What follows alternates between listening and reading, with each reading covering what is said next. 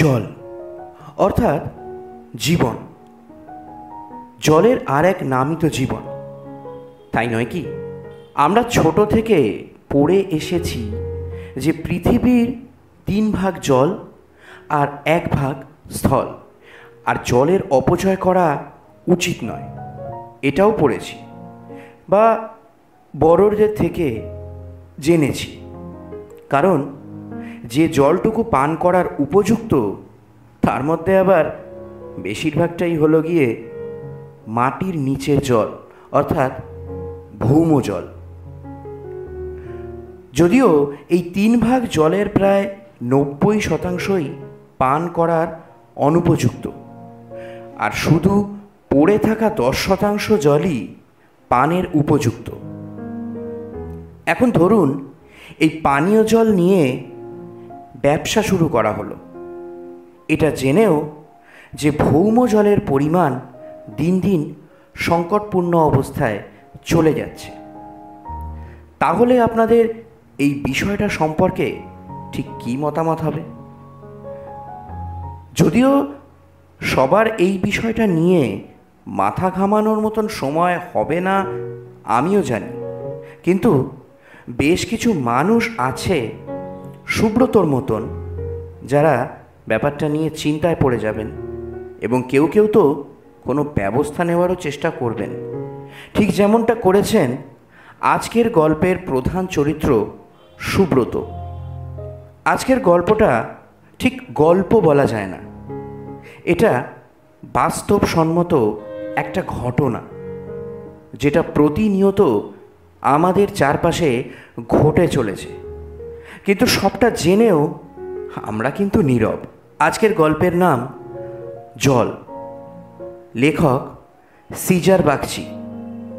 গল্পটা ছোট হলেও এখানে জলের অপচয় সংক্রান্ত যে বাস্তব চিত্রটা তুলে ধরা হয়েছে সেটা পুরোটা শুনুন, আশা করি ভালো লাগবে।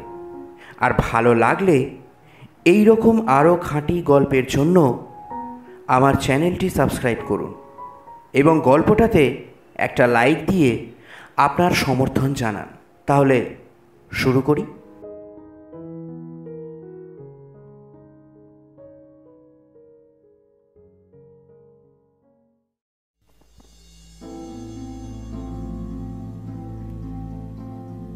এতটা ঝামেলা হয়ে যাবে সুব্রত ভাবতে পারেনি।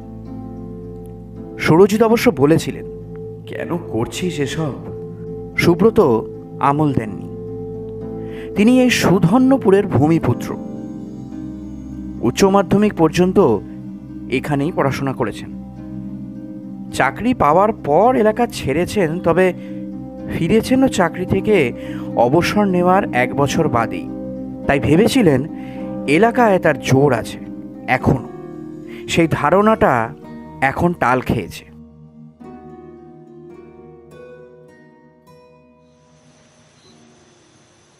এখন সন্ধে।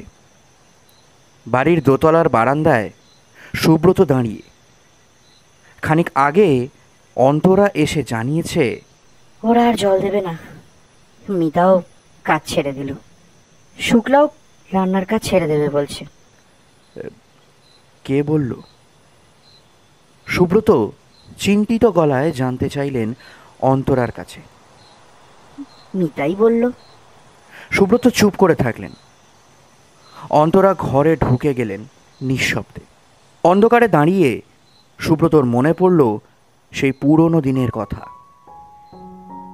ব্যাংকে চাকরির পরপর বিয়ে। অন্তরার বাপের বাড়ি উত্তরবঙ্গের মালবাজারে। বউ নিয়ে তিনি পাড়ি দিয়েছিলেন ডিব্রুগড়ে। তখন ওখানেই পোস্টিং ছিল। 1 বছরের মাথায় সানি জন্মালো। সেই থেকে দিনগুলো কেমন হু হু করে কেটে গেল। কয়েক বছর বাদে মা মারা গেলেন, আর তার পিছু পিছু বাবাও। দেখতে দেখতে সানি বড় হয়ে গেল, পড়াশোনাও করলো, চাকরি পেল বেঙ্গালুরুতে। 1.5 বছর পেরোতেই সুব্রত অবসর নিলেন চাকরি থেকে। তখন কোথায় থাকবেন দুজনে? অন্তরা ঠিক করলেন ছেলের কাছে থাকা হবে, বেঙ্গালুরুর হোয়াইটফিল্ডে। আগের ফ্ল্যাট ছেড়ে মা বাবার জন্য সানি 2 কামরার ফ্ল্যাট নিল। মুশকিল দেখা দিল গরমকালে। হোয়াইটফিল্ডে প্রবল জলের অভাব। এদিকে অন্তরা বেজায় পিটপিটে। দিনে দুবার অন্তত স্নান না করলে তার চলে না। একদিন সানি রেগে গিয়ে বলল, মা, এখানে এত জল নষ্ট করা যায় না। ছেলের বান্ধবী ইন্দিরাও এসে বোঝালো। তারপরই বেঁকে বসলেন অন্তরা। ছেলে অফিস বেরিয়ে যেতে সুব্রতকে বললেন, আমি এখানে আর থাকবো না। আকাশ থেকে পড়লেন সুব্রত। কোথায় যাবে? যাওয়ার মধ্যে তো আছে সেই কলকাতা, সেখানেও কি হুট করে যাওয়া যায় নাকি? আর সানিকেও তো জানানো দরকার। কিন্তু অন্তরার সেই এক গো। সারা জীবন মর্জি মতো সংসার করেছেন, এখন এমন পরিস্থিতিতেও থাকতে পারবেন না। সুব্রত বোঝাতে চাইলেন, কলকাতায় কি চাইলেই বাড়ি ভাড়া পাওয়া যায় নাকি? অন্তরা তখন বললেন, না হলে মালবাজার চলো, ওখানকার বাড়ি তো ফাঁকাই। কবে থেকে তো ভাবছি বিক্রি করে দেবো, ভাগ্যিস করিনি। বুড়ো বয়সে পাহাড়ে যাব? হঠাৎ অসুস্থ হলে? আরে মালবাজার আর আগের মালবাজার নেই, যাবে কিনা তাই বলো। কোনোদিনই স্ত্রীর সঙ্গে এঁটে উঠতে পারেননি সুব্রত। অবশেষে রাজি হলেন। ছেলেকে বুঝিয়ে সুঝিয়ে হাজির হলেন মালবাজারের বাড়িতে। এসে জায়গাটা বেশ ভালো লাগলো। কাছে সেবক ব্রিজ, দূরে পাহাড় দেখা যায়, ধুলো ধোঁয়াও নেই। কিন্তু যে সমস্যার হাত থেকে নিষ্কৃতি পাওয়ার জন্য আসা, তা কিন্তু মিটল না। মালবাজারেও খুব জলের কষ্ট। গরমকালে বেশিরভাগ বাড়ির কুয়ো শুকিয়ে যায়। পুরসভা থেকে জলের ব্যবস্থা করা হয় ঠিকই, কিন্তু তা প্রয়োজনের তুলনায় বড় কম। দিন দুয়েক বাদে অন্তরা বলে বসলেন, টকের জ্বালায় দেশ ছাড়লাম, আবার তেঁতুল তলায় বাসা। প্রমাদ গুনলেন সুব্রত। অন্তরা হয়তো এবার প্রস্তাব দেবেন, চলো সানির কাছেই ফিরে যাই। আবার সব মালপত্র ঘাড়ে করে নিয়ে বেঙ্গালুরু ফিরতে হবে। অন্তরা অবশ্য তা বললেন না। বললেন, এই সুধন্যপুর গেলে কেমন হয়? শুনতেই সুব্রত রেগে উঠলেন। বললেন, কি ভেবেছোটা কি বলতো? বাকি জীবন কি জল জল করে ছুটিয়ে মারবে? এত লোক থাকতে পারছে, আর তুমি কি না পারবে না?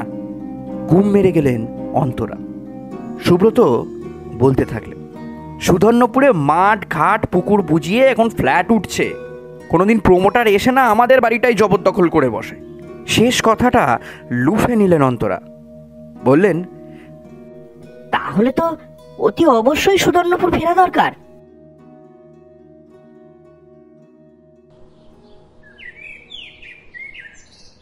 অগত্যা সুধন্যপুর।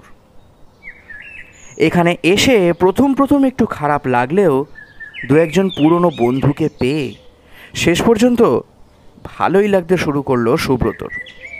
হালদারদের ঝিলের ধারে আড্ডা বসে নিয়মিত, প্রায়ই হাজির থাকতে লাগলেন। আড্ডায় নানা বিষয় নিয়ে আলোচনা হয়। সুব্রত বললেন বেঙ্গালুরু আর মালবাজারের জলকষ্টের অভিজ্ঞতা নিয়ে। সুরজিৎ বলল, এইখানে ওসব নেই, যত খুশি জল খরচা করো, ফুরবেই না। অনির্বাণও সায় দিলেন, হ্যাঁ আগে কষ্ট ছিল, ওই টিউবওয়েল ছাড়া খাওয়ার জল পাওয়া যেত না, কিন্তু এখন রানিং ওয়াটার এসে গিয়েছে। প্লাস অনেকে আবার ওই মাটির নিচের জল তুলে শোধন করছে, প্লাস্টিকের জারে করে আবার বাড়ি বাড়ি পৌঁছেও দিচ্ছে, বেশ সস্তা। কিন্তু সুব্রত এত খুঁটিনাটি জানতেন না। সব শুনে অবাক হয়ে বললেন, পাম্প করে জল তুলছে মানে? মাটির নিচের জল তো ফুরিয়ে যাবে রে। সুরজিৎ হো হো করে হেসে উঠলেন, এই হলো শস্য শ্যামলা বাংলা, কিচ্ছু হবে না। কিন্তু হতে কতক্ষণ? বন্ধুরা কেউ সুব্রতর কথায় কোনো আমলই দিল না। কিন্তু সুব্রত হাত গুটিয়ে বসে থাকার লোক নয়। চারপাশ ঘুরে দেখলেন অমন 3-4টে ইউনিট রয়েছে। রাস্তার ধারের বেশিরভাগ কলের প্যাঁচও কাটা, জল পড়ে যায় ঘন্টার পর ঘন্টা। সানি ফেসবুক অ্যাকাউন্ট খুলে দিয়েছে। সুব্রত সেখানে ছবি পোস্ট করলেন, লিখলেনও। 3-4টে খবরের কাগজে চিঠিও পাঠালেন। 2টো চিঠি ছাপাও হলো। তারপরই শুরু হলো যত গোলমাল। অনির্বাণের ছেলে কিশলয়ের ফোন এলো কিছুদিনের মধ্যেই। কিশলয় স্থানীয় রাজনৈতিক দলের কর্মী। মিহি গলায় কিশলয় বলল, কাজটা কি ভালো করলেন? শেষ বয়সে তো মারধর খেয়ে মরবেন। আমাদের কিন্তু তখন কিছু করার থাকবে না। অন্তরা ক্ষোভে ফেটে পড়ল। কি লিখেছো কাগজে? জলের ছেলেটা তো আর জল দেবে না বলেছে, আর তোমাকে দেখে নেবে বলেছে।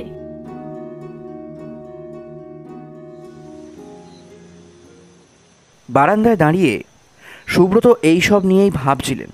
ঠিক সেই সময় পকেটে রাখা ফোনটা বেজে উঠল।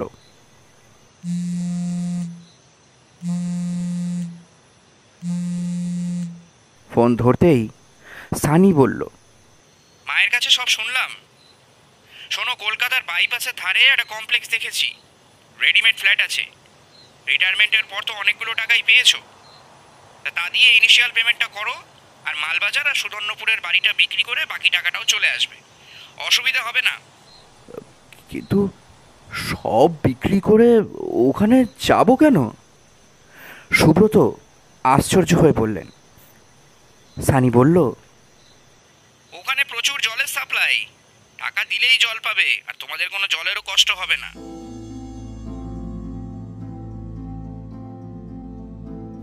ফোন ছেড়ে সুব্রত বাইরের অন্ধকারের দিকে তাকিয়ে থাকলেন। জলের জন্য সর্বস্ব বিকিয়ে শেষ পর্যন্ত উঠতে হবে নতুন ঠিকানায়।